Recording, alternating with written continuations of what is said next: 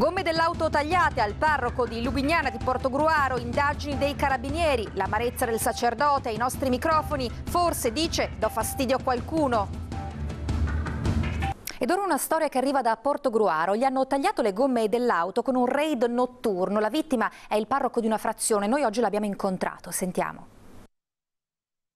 Mi suggerisse l'idea che qualcuno volesse farmi uno scherzetto poco piacevole. Ecco. È abbastanza mirato. Fa il sacerdote da 44 anni ed è stato a lungo missionario in Bolivia, ma in tutta la sua esperienza una cosa del genere non gli era mai capitata.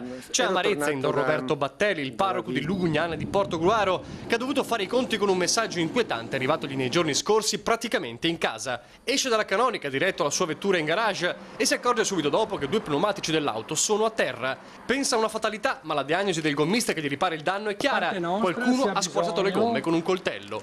Qualcuno che per agire è dovuto entrare di notte in canonica a 2 passi dalla chiesa di Santa Maria del Carmelo.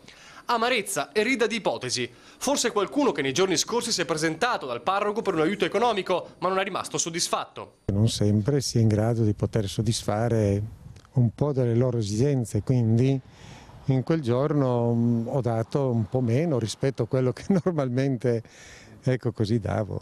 Ma Don Roberto, parroco energico e pieno di iniziative per la sua Lubignana, ha anche altri dubbi. Forse darò anche un po' di fastidio a qualcuno.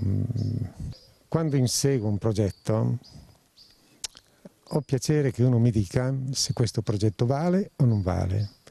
Ma se il progetto vale, dobbiamo anche metterci insieme per poterlo realizzare. Il riferimento è il progetto di realizzare un'area di ritrovo, di incontro e di integrazione dei residenti nel piccolo parco a ridosso della chiesa, un'iniziativa che Don Roberto porta avanti da mesi per dare un vero centro alla frazione troppo isolata, ma che potrebbe scontrarsi anche con il malumore di qualche cittadino. Se riusciamo a trovare un sito, e la chiesa mi pare che lo permetta, sia come spazio sia anche come immagine, quello che possiamo fare da parte mia lo faccio. Don Roberto però è anche un uomo che non cerca vendette e che non esita a perdonare chi lo ha colpito. Non ho nessun rancore per chi fa, ecco, questi scherzetti poco piacevoli, solo che mi dispiace perché li ha fatti, questo sì.